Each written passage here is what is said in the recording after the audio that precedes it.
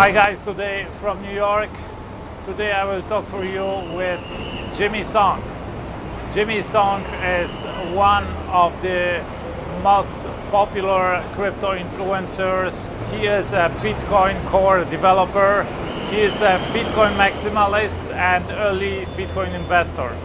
Stay with me till the end of this video. There will be a contest and something to win. And meanwhile, meet with me, Jimmy Song.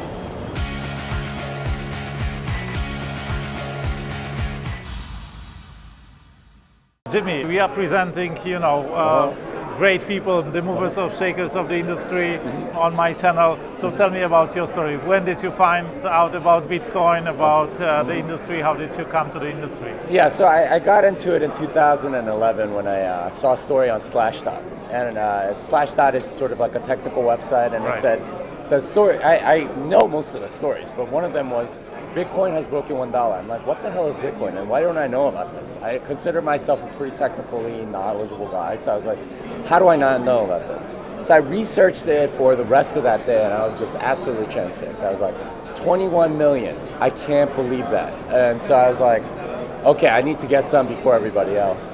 And at that time, you couldn't really buy Bitcoin very easily. You had to transfer money into Dwala, and then you had to transfer money from Dwala to MtGox, and then buy from MtGox and then extract it.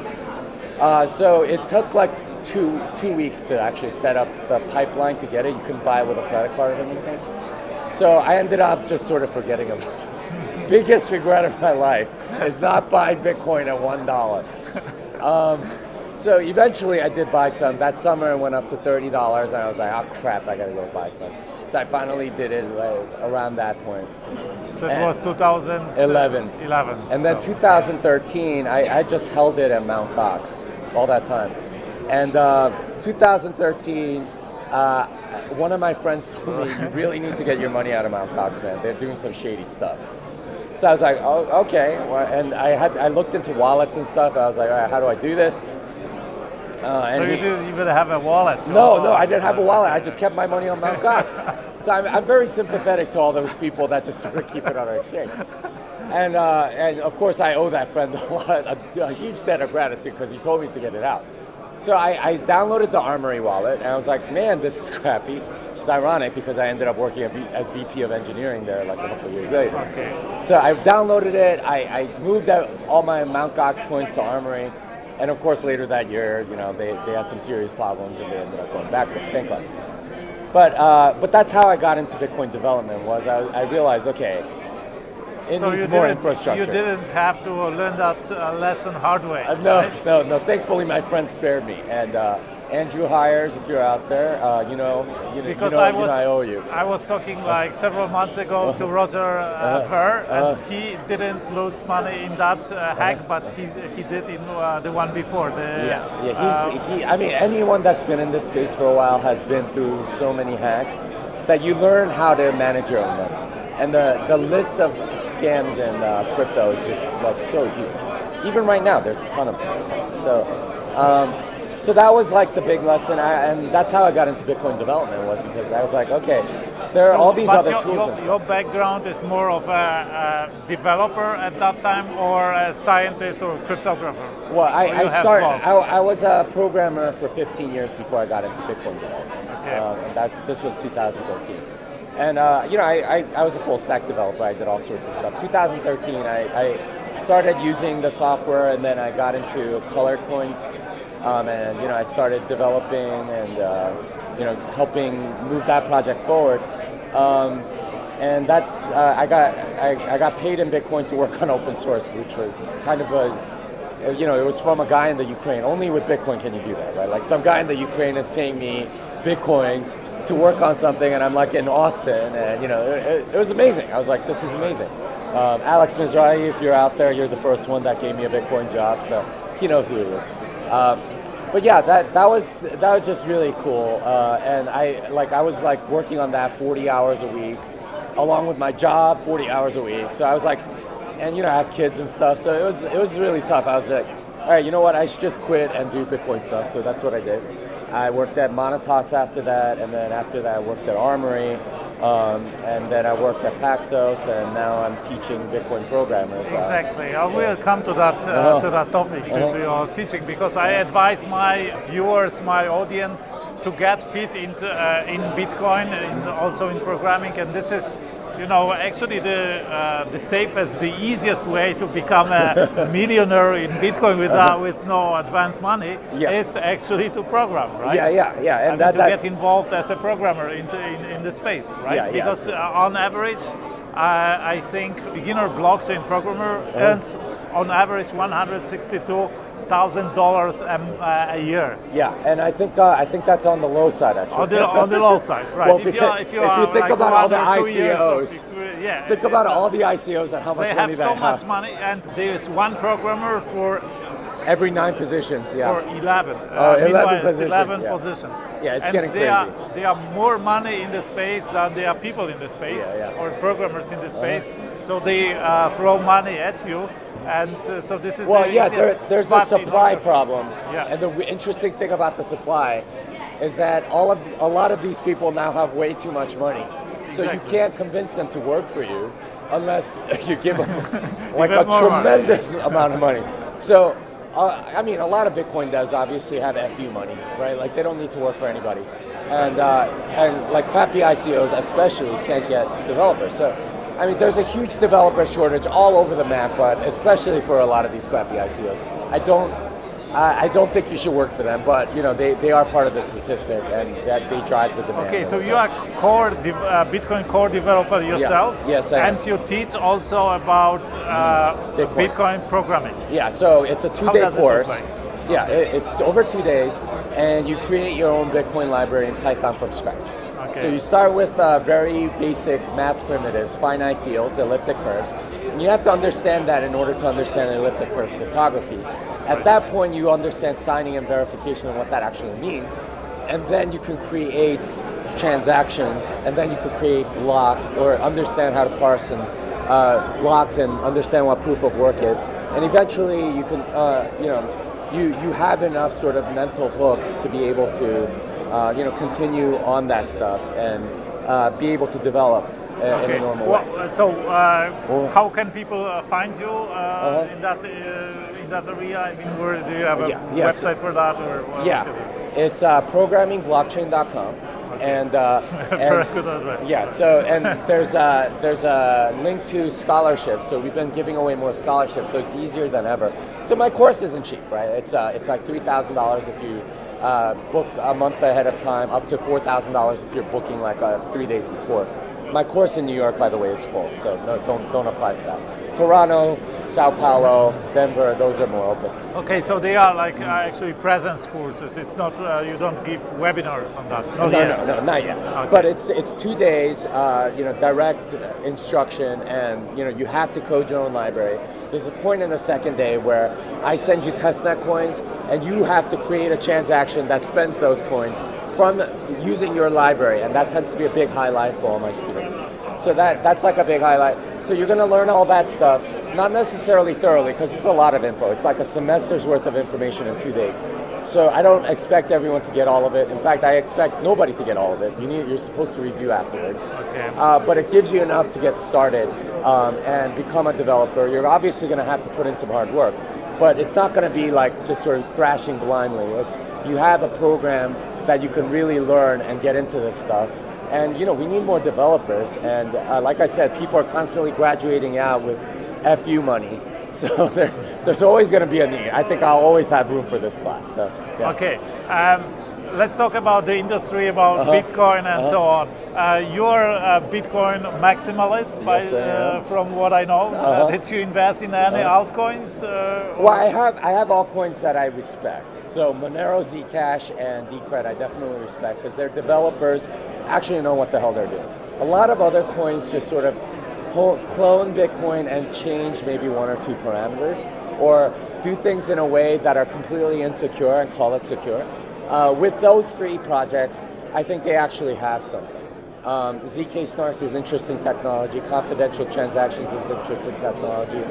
Decreds like governance, all that stuff. And those guys all know how to code, and I've read their code. Like BTCD is one of the best code bases I've ever read, and the Decred guys made that. So there's but some... Decred is also a Bitcoin clone. You have Bitcoin fork, Well, so code fork at earlier stadium, right? Well, so they took BTCD, which they wrote, and then they sort of modified that for Decred. So it's not, and Monero, if you look at it, the whole thing is completely different. Like the entire code base is different. Their base 58 is different. They do everything differently. So I have a lot of respect for those projects because they managed to do that and still make it secure. And they have like really good cryptography and stuff. A lot of these other projects I don't respect them. Will any of them work? I don't know. But I at least respect their development. Okay, there are of course many projects in the blockchain space, let's say, which are not like currency based or not for another use case. What do you see as the most interesting use cases from the standpoint of investor? Like which industries would be affected next most profoundly? What do you think? All right, so I wrote an article on this yesterday, why blockchain is hard. And I spoke at the panel yesterday and talked about how blockchain just is this amorphous, nebulous word that apparently you can sprinkle on anything and make everything awesome and fly or something. I don't think that's the case. There are aspects of blockchain technology, which the only real use case that I've seen is Bitcoin. There are aspects of it that I think would be useful in other industries. Public key cryptography would be amazing for any sort of receipt, right? You can't fake receipts with a public key, like some sort of signature. And I think that's what most of these like projects are looking at and saying that they want, is they want proof that somebody did something and they attested to it so that like, they did something. Supply chains. So they keep saying blockchain. Really, all they're talking about is, or they could do like 99% of what they're talking about with public key cryptography, and it doesn't make sense to, like, blockchain is an amalgamation of all sorts of things. There's obviously public key cryptography. There's also proof of work. There's like sort of a gossip network in there. There's validation and consensus rules and stuff like that. It's a very heavy machinery, and you only really need it for Bitcoin. For a lot of other industries, like taking that whole machine doesn't really make sense. You want to maybe take components, and that would be very useful. The idea of receipts that are signed, so you have proof, non-repudiatable proof that somebody did something for you. That's actually very useful in certain contexts. But it's technology from 1991. It's just like people are finally realizing, we could actually use it for ours, and they're calling it blockchain for some reason, which doesn't make any sense. Okay. What about mainstream adoption or the broad adoption of Bitcoin or let's say of cryptocurrencies?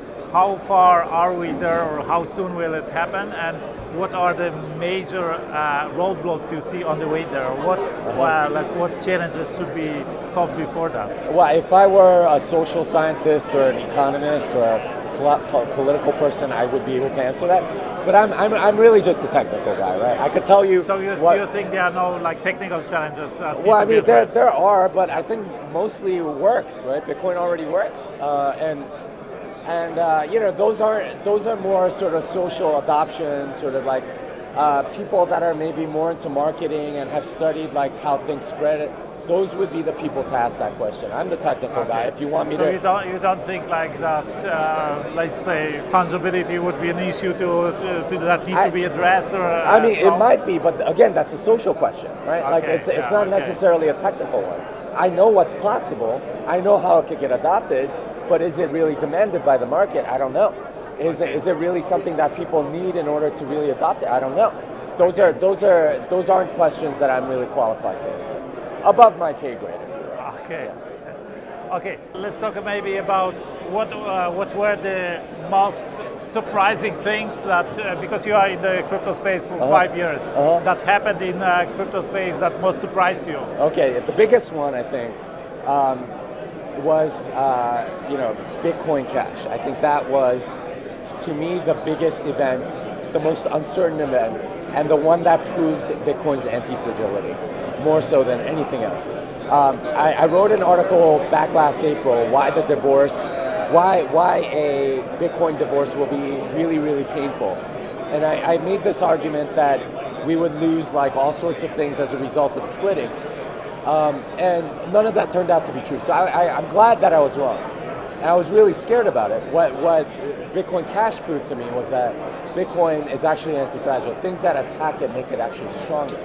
And that was extremely surprising to me. And that's there's an article I wrote for CoinDesk at the end of last year where it was like 2017 was the year that Bitcoin became anti-fragile. And if you're not familiar with that concept, please read that book by Nassim Taleb. Excellent book. But you know, that to me was extremely important in the history of Bitcoin because it proved to not just me, but to the entire economy, hey, you know what? This thing's gonna last. And there aren't many things that are able to destroy this thing. And we're not sure if anything can. So it was a wonderful surprise in a very good way. Okay, how do you see these, let's say, attacks from the side of governments on Bitcoin? How do you see that play out, midterm, long term? Again, it's more a social question, okay. But I don't know. And I don't know. I've been trying not to pay attention to politics for a reason. Okay. Talking about books, what are the other books on, let's say, money that help people understand blockchain better? What are the things you would recommend people to read? All right, so I'm gonna totally shill for Saifedean here. This is the book that you should read. Standard. This is the book you should read. Okay. This explains everything economically. It's not like technical. It's not. There's slightly technical stuff, but it's very approachable. Okay. He's an economist, Austrian economist by trade, but he goes so through. you are also into Austrian. Yeah. But he goes through rhinestones, gold, and all of the reasons why you need money to have certain properties, and how Bitcoin fills all of them. So this is the book to get. This is the book to get, guys. Okay. So almost the last question. You know, I make some once a year. I make some predictions. What may happen in that in the industry? What would be your prediction for the next months or maybe next year? Let's say something that isn't very clear to everybody. That is maybe not intuitive. That you think may happen in the next months in the coming year. I think it's very intuitive, but I think a lot of these blockchain projects are complete crap and they'll fall on their faces. Okay. Okay. Last question. Any message to the audience? Something you would like to share? Maybe some lessons, some advice, or just some message. Yeah. So the one piece of advice that I give everybody when they're getting into Bitcoin is really know your investment. A lot of people get in it, just get into it because they want to get rich or whatever.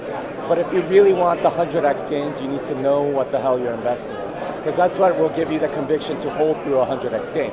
It's very tempting to sell when you've doubled your money. It's very tempting to sell when you tripled your money and then it's gone down 50%. Right. What keeps you in it is actually knowing what the hell everything is. So go learn. And if you can, go learn how to code. Because software really is eating the world. And if you don't know software, you don't know how to code, you are going to be one of those people who eat. So that's my message to you guys. Wonderful. Jimmy, thank you for your time. Have you. Fun here at the conference, and I wish you success with your projects. Thank you. All right. See you guys from this New song York. is done. I can see you like this video. If yes, give me a thumb up, subscribe below, and don't forget to hit the bell button in order not to miss my other videos. I encourage you to leave comments what you think about the topics we were talking about. What is your experience? What is your perspective? I invite you also to share this video with your loved ones, with your friends. One day they will thank you for that. And I promised competition at the beginning of this video. Let's do the following. Take a quote from this video and share it on your social media, on your Twitter, on your Facebook, or share it with your comment to this video. And when sharing, don't forget to add your Byteball address and also the tag #TheBillion DollarSecret. We will monitor social media, and among the best shares, the most creative shares, the most effective shares, I will give away some Byteball bytes. So if you like this video, you will probably like my other videos. Here you will find some of my best films. That's it from New York today. I wish you a fantastic day. Let's do something extraordinary today.